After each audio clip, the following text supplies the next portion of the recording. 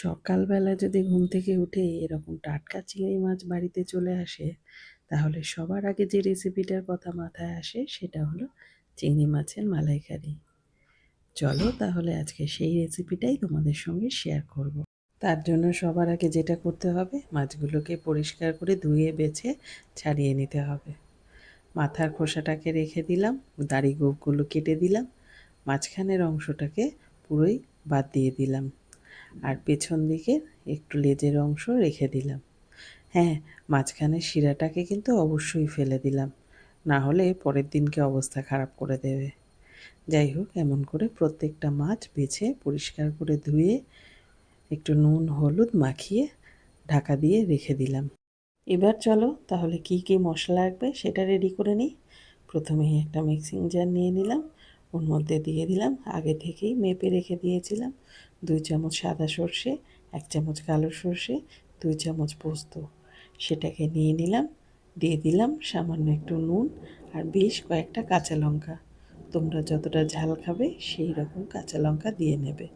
প্রথমেই শুকনো একটু ঘুরিয়ে নিলাম, তারপরে জল দিয়ে পেস্ট করে রেখে দিয়েছিলাম। আর একটা বাটিতে বেশ কিছুটা গরম জল নিয়ে নিলাম, এখানে হাফ কাপ মতো গরম জল নিয়েছি। আর নিয়ে নিলাম অর্ধেক নারকেল কোড়া, আধ ঘন্টার মতো ঢাকা দিয়ে রেখে দিলাম। তোমরা চাইলে আর একটু বেশি সময় ধরেও ভিজিয়ে রাখতে পারো। এরপর একটা ছাঁকনির সাহায্যে ছেঁকে নিলাম, নারকেলের দুধ তৈরি হয়ে গেল।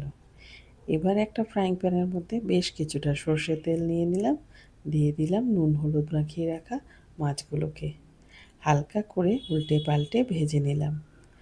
ওই তেলের মধ্যেই দিয়ে দিলাম সামান্য একটু কালো জিরে ফোড়ন, দিয়ে দিলাম বেটে রাখা সর্ষে পোস্তটাকে।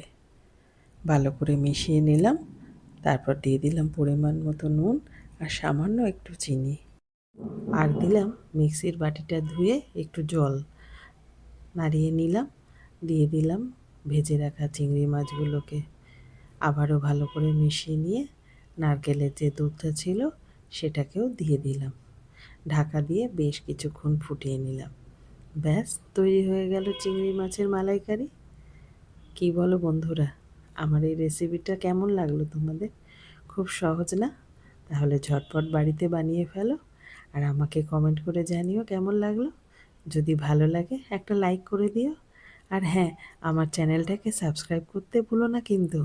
তোমাদের সঙ্গে আমার আবার দেখা হবে অন্য কোনো ভিডিওতে।